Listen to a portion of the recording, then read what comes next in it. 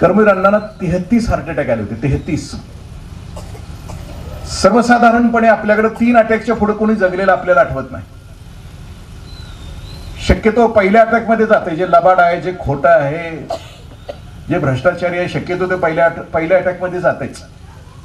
लोकांच्या मुंड्या मुरगाळून पैसा जे कमवतंय, पाप करून कमवतंय, वर एक आणि आत एक असं जे जगतंय, ते शक्यतो पहिल्या अटॅक मध्ये जात आहे.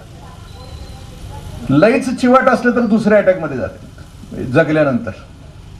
पण पहिला अटॅक येऊन गेल्यानंतर त्याचं जगणं काही नीट नसतंय. घरातली सगळे म्हणतात इथं बसू नको, तिथं बसू नको, पांढरा रस्सा खाऊ नको, तांबडा रस्सा खाऊ नको. टॉयलेटला जरी हे गेलं तरी घरातली वाट बघत बसे, ही येतंय बाहेर का, आतच संपतंय. पहिला अटॅक आल्यानंतर सुद्धा याचं वागणं विचित्र असतं, जगताच येत.